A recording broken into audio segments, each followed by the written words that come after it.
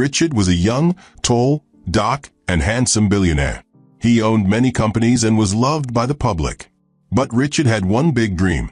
He wanted to enter politics. He wanted to become a senator, and maybe one day, the president. Cynthia came from a very powerful family. Her father was a top politician, and her mother was a famous woman in the society. Cynthia was beautiful, well-educated, rich, and classy. She always wore the best clothes, used the best perfumes, and moved with important people. Richard and Cynthia were betrothed by their families. It was more like an agreement, not love. They were told, if you both marry, it will boost your political chances. Richard didn't love Cynthia, not even a little. One day, he told his mother, Margaret, "Mama, I don't feel anything for this girl. I don't love her. I don't want to marry her." Margaret looked at him and said, "My son, love will come later. Marry her for your future. If you marry her, you will rise fast in politics. Just be patient." Richard nodded slowly, but deep inside, he was not happy. Time passed, 1 year, 2 years, 3, even 5 years. Richard still couldn't love Cynthia. Cynthia, on the other hand, loved Richard deeply. She always dressed well and visited him. She bought him expensive gifts, cooked for him, and tried to be close to him. But Richard always pushed her away. "Please, Cynthia, I'm busy," he would say. Sometimes, he would even walk out while she was talking. Other times, he would stay locked in his room while she sat alone in the sitting room. Cynthia was heartbroken. "How can a man who's been engaged to me for 5 years not touch me, not even kiss me?" she cried to herself one night. She decided to speak with his mother. One afternoon, she went to Margaret's house. "Mama," she said, tears in her eyes, "I think Richard is a gay." Margaret's eyes widened. "What?" "Yes, Mama. We've been together for 5 years. Anytime I try to touch him, he walks away. He doesn't even hug me properly. Mama, there's no romance between us. If he's not gay, then something is wrong. I will find out the truth myself." Then she stood up and left in anger. That same evening, Cynthia called her childhood friend, Priska. Priska worked in her father's political company.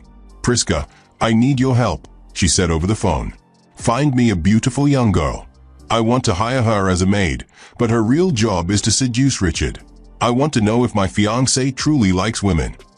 Priska was shocked. "Cynthia, are you sure about this?" "Yes. I want to find out if he's a gay or not." The next day, something happened. Far away in a poor area of town, a young beautiful girl named Ruby was crying in front of a hospital gate. Her mother was very sick. The doctor said her mother needed surgery immediately, and they needed to deposit a large sum of money. Ruby had lost her job just a month ago. All the money she saved had already gone on drugs for her sick mother. She had called friends and family, but none of them agreed to help. She sat on a bench and remembered Priska, the kind woman who once promised to help if she ever needed anything. Ruby wiped her tears, stood up, and took a bike straight to Priska's house. Priska welcomed her in surprise. "Ruby, my dear, what happened to you?" Ruby explained everything, sobbing. "Please, I just need a small job. I'll clean, cook, do anything. My mother is dying." Priska looked at her for a long time. "I don't have money," Priska said gently, "but I have a job for you. It's not a normal one. You will act like a maid, but your real job is to help my friend Cynthia find out something about her fiancé." Ruby was confused. "I don't understand." Priska sighed. "Ruby, she wants you to seduce the man." Ruby shouted, "God forbid. I can't seduce a man." Priska whispered, "Look around you. Is there any other job? Your mother needs help. If she dies now, what will you do?" Ruby was quiet. Her heart was heavy. She hated the idea, but she thought about her mother and the surgery. "I'll do it," she said. "If it means saving my mother, I'll do anything." The next morning, Priska took Ruby to Cynthia's mansion. It was big and beautiful, like a palace. As soon as they entered, Cynthia stood up and stared at Ruby from head to toe. Ruby was wearing a simple gown, her hair packed neatly. Even in her suffering, she was still very beautiful. "This is the girl?" Cynthia asked. "Yes," Priska replied. Her name is Ruby. Cynthia smiled softly. Perfect. Let's begin. Cynthia offered them seats in the living room. Her eyes stayed fixed on Ruby, like she was studying her from head to toe. Ruby, Cynthia began, this job is simple. You will cook, clean, and most importantly, you must wear sexy clothes. Ruby's eyes widened. But I don't have sexy clothes, she said softly. Cynthia smiled. Don't worry, I'll buy them for you. I already bought some. You will look hot and attractive. Ruby was still confused. Cynthia leaned forward and whispered, listen, I want this to be a secret. Don't tell Richard the first paid you. Just act like a normal maid, but your real job is to check if he's gay or not. I've been with him for 5 years, and he has never touched me. Ruby swallowed hard. I'll pay you half of the money now, Cynthia added. Once the job is done, you'll get the rest. She brought out an envelope and gave it to Ruby. Ruby opened it. Her hands shook when she saw the cash. It was more than enough to deposit for her mother's surgery. Without wasting time, Ruby rushed out. She didn't even wait to talk again. She jumped on the next bike to the hospital and ran straight to the receptionist. Please, she begged, I want to deposit for my mother's surgery. They took the money and gave her a receipt. Ruby then rushed to the ward where her mother lay on the hospital bed, weak and quiet. She sat beside her and held her hand. Mama, Ruby said, her voice shaking, I got a job, but my heart didn't fully accept it. I don't know if what I'm doing is right, but I need the money to get you out of this bed. Tears fell from her eyes, but her mother didn't say a word. She was too weak. Ruby kissed her hand and whispered, I love you. Mama, I'll do anything to save you. She stood up, wiped her face, and went home to pack her things. Later that evening, Cynthia took Ruby to Richard's mansion. It was large and quiet. The walls were white, the floor shiny like glass, and everything looked expensive. Richard was sitting in the living room when they entered. He was holding a glass of juice and reading a newspaper. As soon as he saw Ruby with a bag, he frowned. Cynthia, he said coldly, what is this girl doing in my house? Cynthia smiled nervously. Baby, this is Ruby. She's the new maid. I thought you needed someone to help clean the house. Richard dropped the newspaper and stood up. Did I tell you I need a maid? Why would you make that kind of decision without telling me? Cynthia tried to calm him down. I just want the house to be clean. Please, baby, don't be angry. It won't happen again. I don't care. Richard shouted. I don't want someone occupying my space. Tell her to leave. Now. Ruby knelt down, her eyes full of tears. Sir, please. I need this job. I can cook, clean, wash anything. Please don't send me away. Richard didn't reply. He just walked away into his room and slammed the door. Cynthia turned to Ruby and smiled. He agreed. If he didn't want you here, he would have called the security to throw you out. She led Ruby upstairs and showed her a small but clean room. Ruby dropped her bag and sat on the bed, breathing heavily. Ma, she said, your fiancé is very mean. I don't think I can do this job. Cynthia sat beside her. Ruby, relax. You will do it. Just be strong. Then she stood and opened a small box. Inside were short gowns, tight tops, soft slippers, and light makeup. You will wear these clothes. Serve him his food. Look attractive. Talk gently. Smile often. Don't let him chase you away until you've found out the truth. Remember your mother's health. Ruby nodded slowly. Okay, I'll try. Cynthia smiled. Good girl. Now go and rest. Tomorrow, you start your job. The next morning, Ruby stood in front of the mirror, holding one of the sexy gowns Cynthia gave her. It was short, tight, and sleeveless. She stared at it like it was poison. She whispered to herself, I haven't worn this kind of cloth before. How can I wear it in a man's house? What kind of job is this? She folded the dress and dropped it on the bed.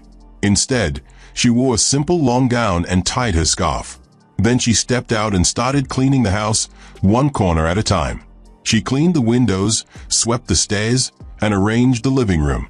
Around 6 p.m., Richard returned from work. Ruby quickly opened the door for him. She smiled shyly and said, Welcome, sir. Richard didn't even look at her. He walked past her like she was air. She had already dropped his food on the dining table. He ate in silence and walked straight to his room. No greeting, no thank you. Later that night, Ruby sat on her bed feeling frustrated. She picked up her small phone and called Cynthia. "Ma," she said tiredly, "this job is not easy like you said. Oh, this man hasn't said a word to me since I came. He's not even looking at me." Cynthia laughed on the other end. "Don't worry. Richard is very stubborn, I know. But just relax and keep doing what I told you. Wear the clothes. Clean the house. Talk to him gently. With time, we'll know the truth." Ruby sighed. "God, please help me," she said softly. The next day, around 5:30 p.m., Ruby was cleaning the living room when she heard a car horn. She looked up and saw Richard driving in with a friend sitting beside him. They both came down, talking and laughing. It was the first time Ruby had ever seen Richard laugh. She hid behind the curtain near the window and peeped at them. "So this man can laugh," Ruby whispered to herself in surprise. They sat in the living room, drinking juice and talking about business, politics, and cars. Ruby came out slowly and greeted them. "Good evening, sir." "Good evening, sir," she said, bowing slightly. Richard didn't say anything, but his friend turned sharply and looked at Ruby. His eyes scanned her from head to toe. She looked innocent but beautiful. Even in her plain gown and scarf, her natural beauty still showed.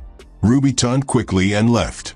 The friend leaned closer to Richard and asked, "Guy, who's that?" Richard sipped his drink casually. "She's a maid. Cynthia brought her to clean the house." The friend raised his eyebrows. "A maid? That girl is too fine to be just a maid. Oh, can't you see her shape? See her eyes? See her lips? I think I like her." Richard's face changed immediately. "You will leave my house this night," he said with a straight face. The friend quickly raised his hand. Sorry now. I was just admiring her. No offense, Richard." Richard didn't smile. He kept looking straight. The friend cleared his throat and looked away. From the corner of the hallway, Ruby had heard everything. She held her mop tightly, confused. Did he just get angry because his friend admired me? She asked herself quietly. Or maybe he just hates people talking anyhow in his house. Her heart beat fast. God, what kind of house is this? What kind of man is this? That evening, Ruby stood in front of her mirror again, holding the sexy red gown. It had a deep V-cut in front, tight around the waist, and barely reached her knees. Her heart was beating fast. She whispered to herself, God, please forgive me. I'm only doing this for Mama. She wore the gown slowly, brushing her hair lightly and adding a little powder to her face. Then she stepped out of her room, her footsteps slow and unsure. Richard had just returned from work and was heading upstairs when he saw her. He stopped. His eyes scanned her from head to toe, his face unreadable. Then he said coldly, "Have you forgotten what you are here for?" Ruby froze. "Why are you wearing this kind of gown in my house?" he continued. "Don't do that again. If that's the only thing you have, I'll give you money to buy decent clothes. I don't want this in my house." Ruby nodded quickly and went back to her room, shaking. She picked up her phone and called Cynthia. "Ma, he warned me. He said I should never wear this kind of gown again in his house." Cynthia hissed on the phone. "Don't mind him. Keep wearing it. He's just pretending." "Ma, I'm not comfortable. I don't think he's a gay. The way he looked at me today was different." Cynthia's voice turned sharp. "I need to be sure, Ruby. Just do what I said." Ruby sighed deeply and hung up. The next day, she wore another sexy gown, short and black, and bent down to clean the floor in the hallway. As she bent, Richard came out of his room and froze. His eyes widened. He stared at her from behind, the gown shaping her curves clearly. He didn't say a word. He turned and walked away quickly. That evening, Ruby was sitting alone in the living room watching television. A romantic Nigerian movie was playing. Richard walked in slowly and sat beside her. For the first time, he didn't carry his newspaper. He didn't frown. He looked calm. After a long silence, he asked gently, "Do you care to take something?" Ruby nodded slowly. "Okay." He poured them some wine. They drank and drank again. 1 cup became 2. 2 became 3. Before Ruby knew it, everything was spinning. That night, Richard carried her gently to her room. One thing led to another. They slept together. The next morning, Ruby opened her eyes slowly. She looked around, then looked at herself. She sat up immediately, covered her mouth, and burst into tears. She had lost her virginity. Her heart was broken. Her body was weak. She sat in a corner of the bed, shaking and crying like a child. Richard entered the room with guilt all over his face. "Ruby," he said slowly, "I'm sorry. I was drunk. I didn't plan for this to happen. I was carried away. I'm so sorry, especially for your virginity." Ruby didn't answer. She just kept crying. She stood up and went to her room. She didn't tell Cynthia. She couldn't. Later that afternoon, Cynthia came to the house unexpectedly. Ruby didn't want to see her, but she had no choice. "Ruby," Cynthia asked, "what's wrong? You look tired and sad." Ruby looked at her with teary eyes and said, "Your fiancé is not a gay." Cynthia's eyes widened. "Why do you say that?" Ruby turned her face away. Because he was looking at my body. He was staring at me lustfully. I can't stay here again. Please, I want to go." Cynthia looked disappointed. "Just stay a little longer, Ruby. Wear the clothes again. I need to be very sure." Ruby didn't answer. From that moment, Ruby started avoiding Richard. She no longer greeted him with smiles. She no longer sat in the living room. She stayed mostly in her room and only came out to clean. Richard noticed everything, and something strange was happening to him. He started missing her. He started thinking about her smile, her voice, her walk, the way she laughed that night they drank wine. One night, he knocked softly on her door. "Ruby, can I come in?" She didn't answer, but he opened the door slowly. She was on her bed, facing the wall, quietly crying. Richard walked in and knelt beside her. "Please," he said softly, "I'm sorry for what happened. I know I hurt you, but I don't know what's happening to me. I think I'm falling for you." Ruby turned sharply. "Please stop this," she said, her voice shaking. "Don't make things harder for me. I'm already carrying too much." Richard held her hand gently. "Let me make it right." He leaned closer, his face just inches from hers. He tried to kiss her, but Ruby turned her face away. "Please don't," she said in a whisper, tears falling from her eyes again. The next morning, Ruby couldn't take it anymore. Her chest was heavy with guilt, shame, and confusion. She dressed up quietly and took a bus to Priska's house. Priska was surprised to see her. "Ruby, why are you here this early? What happened?" Ruby looked down, her voice shaky. "I'm tired of staying with that man. I want to leave." Priska pulled her inside and shut the door. "Talk to me. What really happened?" Ruby sat on the edge of the chair, her hands shaking. "Priska, the night we drank, something happened. We both got drunk, and we did it." Priska gasped. "What? You mean?" Ruby nodded slowly, eyes filled with tears. "Yes, I lost my virginity to him that night." Priska sat beside her, shocked. "Ruby, so that man is not a gay? Cynthia really painted him wrong. He even tried to kiss me again yesterday, but I refused. Ruby, I think he's in love with you." Ruby looked down and nodded. "Yes, he mentioned it to me." Ruby closed her eyes. "I feel the same, but that's the reason I want to leave. I was hired to seduce him. If he finds out, he will hate me for deceiving him." Priska held her hand. "But Ruby, you never planned this. You only accepted the job for your mother's sake." "I know," Ruby said, "but still, I feel like a betrayer. I shouldn't have taken that job. I was trapped." That same day, back at the mansion, Richard couldn't stop thinking about Ruby. He stayed in his room for hours, pacing back and forth. Then he finally walked to her room and knocked. Ruby opened the door halfway. "Can we talk?" Richard asked softly. She nodded and stepped aside. Richard entered and sat on the edge of the bed, his heart beating fast. "I've tried to hide it," he said, "but I can't anymore. I'm in love with you, Ruby. Deeply. I know you may not feel the same, but I had to say it. He moved closer and gently held her hand. I don't know what you've done to me, but I can't sleep, can't think straight. I want to be with you. He tried to kiss her again, but just as their faces got close, the door flew open. It was Cynthia. Her eyes widened in horror. What is going on here? She screamed. Ruby jumped back, her heart racing. Richard stood up, shocked. Cynthia marched forward. Ruby. So you want to take my man from me? How dare you? Before Ruby could say a word, Cynthia raised her hand and slapped her hard across the face. Ruby held her cheek, her eyes filled with tears. Cynthia raised her hand again, but Richard grabbed her wrist. That's enough, he shouted. Don't you dare touch her again.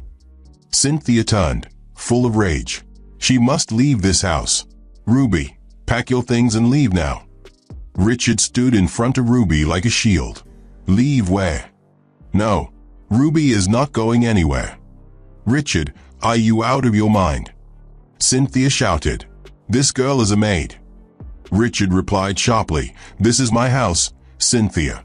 You have absolutely no right to come here and tell someone to leave. As they were shouting, the door opened again. It was Margaret, Richard's mother. She looked at everyone in confusion. What is happening here? Margaret turned slowly and looked at Ruby, confused. Who is this girl? Cynthia pointed at Ruby angrily. This is the stupid girl I hired as a maid. I caught your son. He was holding her, trying to kiss her. Before anyone could answer, Ruby turned and ran. Tears streamed down her face as she packed her small bag and ran down the stairs. Ruby, Ruby, wait. Richard shouted, chasing after her. But Ruby was fast. She ran out of the gate before he could reach her. Richard stood outside, breathing hard, his heart broken. He turned slowly and met his mother's angry eyes. Richard, she said sharply, what is wrong with you? Are you seriously chasing a maid like this? In front of your fiancé? She shook her head in disappointment. Don't you have class? Don't you know who you are? This is disgraceful. Richard didn't say a word. He looked out the gate again, hoping Ruby would turn back. But she was gone. That evening, Richard sat in the living room with his mother, Margaret, and Cynthia. The air was heavy, the silence louder than any shouting. Cynthia was sobbing uncontrollably. Her eyeliner had smudged, and her voice was shaking. Mama, I can't believe Richard chose a maid. A girl I hired to seduce him. I gave her that job to test him, just to be sure, and now has fallen in love with her. Richard turned sharply. What did you just say? Cynthia looked up slowly, wiping her tears. I said I hired Ruby to seduce you. I needed to be sure you weren't gay. Richard stood up, his voice rising. So your motive was to seduce me? You didn't bring Ruby as a maid. You brought her to test me. Cynthia's tears slowed. I can't believe you could go that far, Cynthia, Richard continued, his voice trembling. And your sense didn't tell you that the reason I never touched you all these years is because I don't love you? I've never loved you. Cynthia was speechless. I wasn't gay, Richard said. I just didn't feel anything for you. But with Ruby, I didn't plan it, but I fell for her. I love her. And yes, I slept with her. Cynthia gasped and covered her mouth. Cynthia screamed in tears. Mama, can you hear him? Margaret held her head and stood up. Richard, you need to forget that girl. Erase every feeling you have for her. She was paid to seduce you. She only did her job and left. She was never genuine. You are falling for someone who came in through deception. Focus on Cynthia. She's your fiancée. I can't. Richard shouted. He stormed out of the room, slamming the door behind him. Cynthia fell to the floor crying. Mama, I can't believe this. Richard slept with that lowlife girl, that maid I brought into his life. Margaret looked down at her and sighed. But Cynthia, why did you go that far? Why would you hire a girl to seduce your own fiancé? Cynthia looked up, her voice shaking. Because I had no other choice. Mama, I tried. I begged him. I dressed up. I bought gifts. I did everything. But he kept rejecting me. He pushed me to do this. Margaret hugged her. Please stop crying. I'll talk to Richard. We'll fix this. You'll start preparing for your wedding. Let me handle my son." Meanwhile, Ruby stood beside her mother's hospital bed. Her eyes were filled with tears, but this time it was not just about pain, it was confusion. Her mother's surgery had been successful, but she was still weak, lying quietly, recovering. Ruby sat quietly until the doctor called her to the office. "Ruby," the doctor began, "your mother's surgery went well, but we still need the remaining balance. You need to run around and pay it off before discharge." Ruby nodded slowly, her mind already tired. Then she suddenly felt dizzy. The doctor noticed. "Are you all right?" "I don't know, sir. I've been feeling faint, dizzy." The doctor looked concerned. "Let's run a test, just to be sure." 30 minutes later, Ruby sat in the office again. The doctor entered with her results. "Ruby," he said gently, "you're pregnant. The dizziness is due to the pregnancy. You need rest, no stress. It's still early, but you must take care of yourself." Ruby blinked fast. "Be pregnant." Tears filled her eyes as she dropped her head on the doctor's table. "How will I take care of a baby now? I can't even pay my mother's hospital bill." She left the hospital with her head low and went straight to Priska's house. As soon as Priska saw her, she ran and hugged her. "Ruby, you're crying again. What happened this time?" Ruby broke down in Priska's arms. "I'm pregnant," she sobbed. "I'm carrying Richard's baby." Priska gasped. "Wait, you mean Richard?" "Yes." Ruby cried. "I didn't plan for it. I didn't even want to take that job. But I needed to save Mama. And now I'm in this mess." Priska held her tightly. "What are you going to do?" Ruby wiped her eyes. "I don't know. I'm scared to face Richard. I know Cynthia must have told him everything. That I was hired to seduce him. How will I face him now and say I'm pregnant? He will hate me even more. He will think I planned everything." Priska shook her head. "Ruby, this is serious. He deserves to know. He's the father." Ruby continued. "The doctor said I must pay the balance for Mama's treatment. I know Cynthia will never help me again. She saw Richard trying to kiss me. She will never forgive me." Priska sighed, holding her shoulder. "Ruby, this child didn't ask to be here. It's a gift. You need to be strong, and you need to tell Richard the truth." Ruby looked down, her hands resting on her stomach. "I'm just afraid." Had been days since Ruby left Richard's house, but the pain in her heart refused to go. Every night she cried herself to sleep. Every morning, she sat beside her recovering mother at the hospital, lost in thoughts. She looked at her mother's frail hands, wrapped in bandages, and whispered, "This is the reason I accepted that job. This is why I betrayed myself." After much thinking, she made a decision. She had to face Richard. She had to tell him the truth, everything. That afternoon, Ruby walked slowly to Richard's mansion. Her heart beat fast as she stood at the door. She raised her hand and knocked gently. A moment later, Richard opened the door. He froze. His face turned cold the moment he saw her. "What are you doing here?" he asked, his voice harsh. "I can't believe you had the guts to show yourself here." Ruby's eyes filled with tears. "Please, I'm sorry." "Sorry for what?" Richard snapped. "For lying? For deceiving me? You were paid to seduce me, and you did your job well. You acted like you cared, like you loved me. And like a fool, I fell for you. You made me believe it was real." Ruby tried to speak but choked back tears. Richard pointed at the gate. "Please leave my house." "Please," Ruby said in a soft, broken voice. "Just listen to me for a moment. I never wanted to do this job. I was desperate.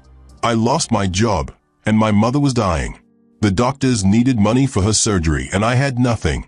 No one agreed to help me. That's how I met Cynthia through my friend Priska." She wiped her tears. "I accepted the job because I had no other option. I was trapped. It was never to hurt you.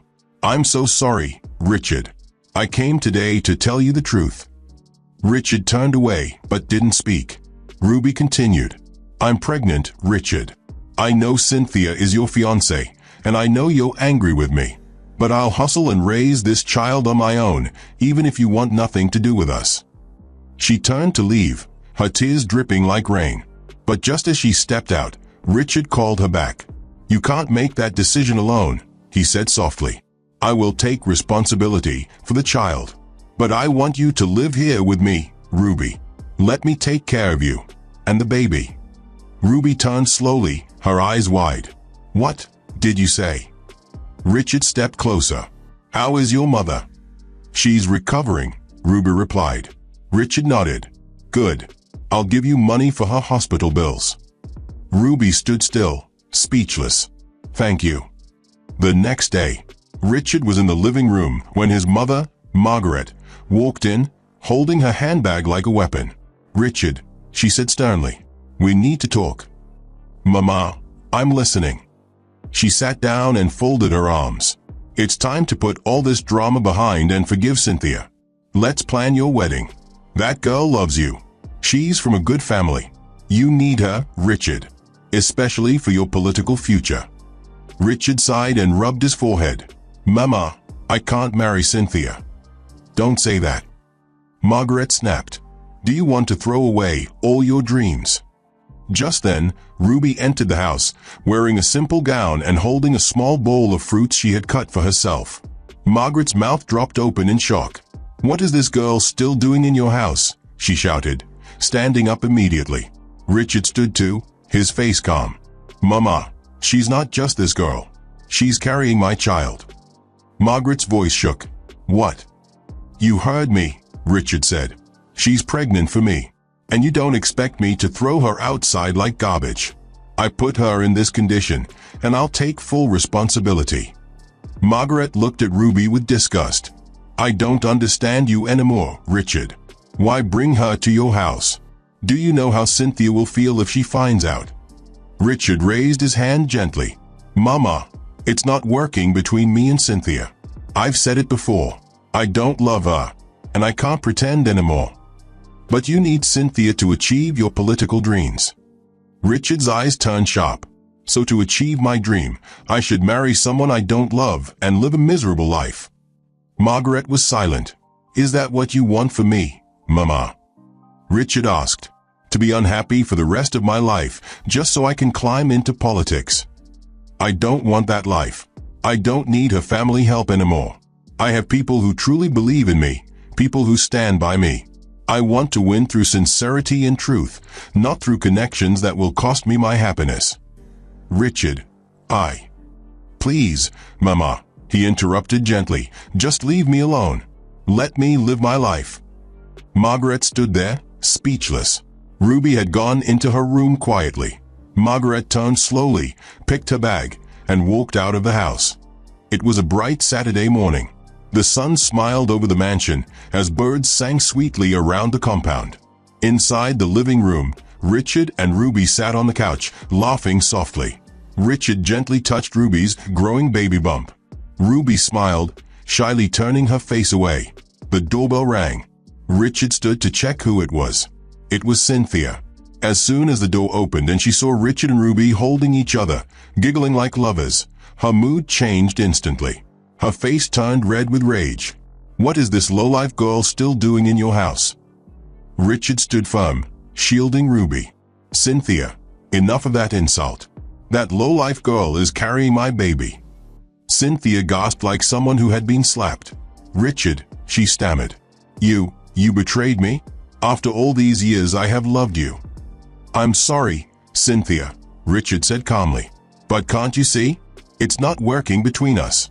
I tried to love you. I really did. But love can't be forced." She took a step back, trembling. "So what do you expect me to tell my parents? Our friends? Everyone has been waiting for our wedding." Richard sighed. "Cynthia, you deserve a man who truly loves and cherishes you. I'm not that man. I can't give you the love you need. I love Ruby, and she loves me." Tears rolled down Cynthia's face. She looked at Ruby with hate, then back at Richard. "Richard, I gave you 5 years of my life," she said softly, then turned and stormed out of the house, her heart shattered. Few months later, Ruby's mother had been discharged from the hospital. She was fully healed and glowing again. She visited Richard's house, carrying a basket of fresh fruits and cooked soup. She met Ruby sitting peacefully beside Richard on the couch, her stomach bigger than ever. "Mama, you didn't have to bring all this," Ruby smiled. "I had to," her mother said. "I came to say thank you." She turned to Richard and held his hands warmly. "Thank you for paying my hospital bill and taking care of my daughter. God will bless you, my son." Richard smiled and bowed respectfully. "Thank you, Mama. She means everything to me." Next day, Richard had gone to work when his mother, Margaret, came visiting. Ruby welcomed her with a big smile. "Mama, good afternoon." "Good afternoon, Ruby," she said calmly, observing the tidy house and the lovely smell of food from the kitchen.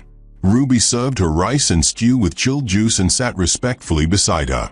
"Richard will soon be back," Ruby said softly. Margaret looked at her carefully. For the first time, she smiled. "I didn't like you at first, Ruby," she said. "But now I see that you are a good and humble girl, and you truly love my son." Ruby nodded. "I do, Mama. I love him with all my heart, and I will always take care of him." Margaret smiled warmly. "Thank you, my daughter. You are now part of this family." A few weeks later, the entire household was filled with joy. Ruby had just given birth to a bouncing baby girl. Everyone gathered at the hospital. Richard, Ruby's mother, and Margaret. Tears of joy filled their eyes as the nurse brought out the baby wrapped in pink blankets. "She's so beautiful," Richard whispered. "We'll name her Ariana." Ruby, weak but smiling, nodded happily. "Ariana, our joy." A month later, the family gathered in the garden for a special celebration.